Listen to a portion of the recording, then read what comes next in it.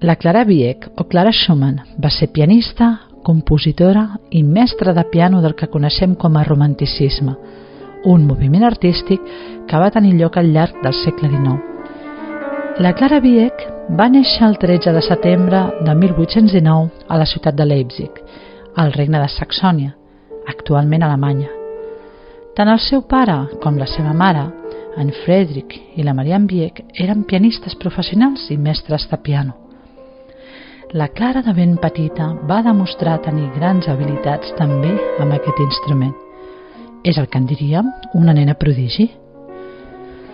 Tals eren les habilitats de la Clara al piano que als 11 anys va fer la seva primera gira per Europa i va tenir moltíssim èxit a ciutats com París o Viena. Un altre alumne d'en Friedrich Wieck, a banda de la Clara, era en Robert Schumann. La Clara i ell van fer molta amistat i, quan es van fer grans, es van enamorar i es van casar. Així va ser com la Clara Wieck es va convertir en la Clara Schumann. En Robert Schumann era pianista però es va dedicar principalment a la composició. En Robert patia una malaltia mental que el va fer patir molt al llarg de la seva vida. I la Clara, com que era una pianista excepcional, es guanyava la vida com a concertista de piano. Ella també era compositora, però per la seva condició de dona, les seves pròpies composicions no foren prou valorades en vida, o sigui que es va dedicar principalment a difondre les composicions del seu marit. La Clara i en Robert van tenir fins a 8 fills i això va fer que la Clara, havent de mantenir el pes de la càrrega familiar, no pogués dedicar-se gaire temps a la composició.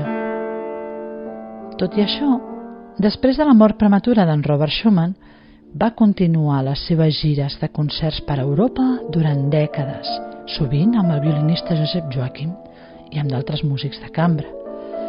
Van fer gires sobretot per Alemanya, Gran Bretanya, i junts interpretaven obres de músics com Mendelssohn, Beethoven, entre d'altres. També va ser molt especial la seva amistat amb el compositor Johannes Brahms. De fet, en Brahms, abans d'estrenar la seva famosa primera sinfonia, la va interpretar per a ella. La Clara Schumann encara actuava activament durant les dècades del 1870 i el 1880. Durant aquestes dècades va actuar àmpliament i regularment per Alemanya i també per Àustria, Hongria, Bèlgica, Holanda, Suïssa. Va haver de fer, però, una pausa en aquests concerts perquè a partir del gener de 1874 va patir una lesió al braç que la va obligar a cancel·lar la seva gira habitual per Anglaterra. Mig any més tard, el metge li va aconsellar que practiqués només una hora al dia i va haver de descansar la resta de l'any abans de tornar a l'escenari, al març del 1875, però va patir una altra recaiguda i fins a finals del 1875 no va poder tornar a començar de nou una altra gira per Alemanya. Ja cap al 1878 es va convertir en una influent educadora de piano al Dr. Hodge Conservatorium de Frankfurt, on va treure estudiants internacionals.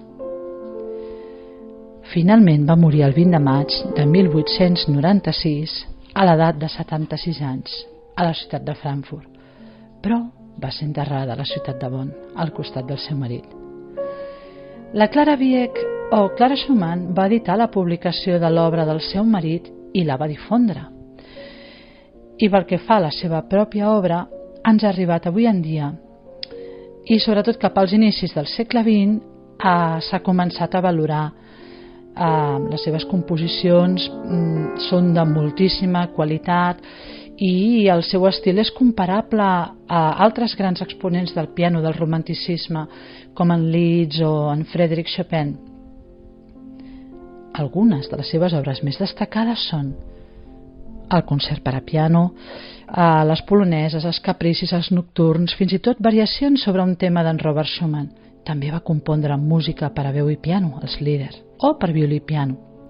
La Clara va escriure al seu diari que compondre em fa un gran plaer i no hi ha res que superi l'alegria de la creació, encara que només sigui perquè a través d'ella es guanyen hores d'oblit d'un mateix quan es viu en un món sonor.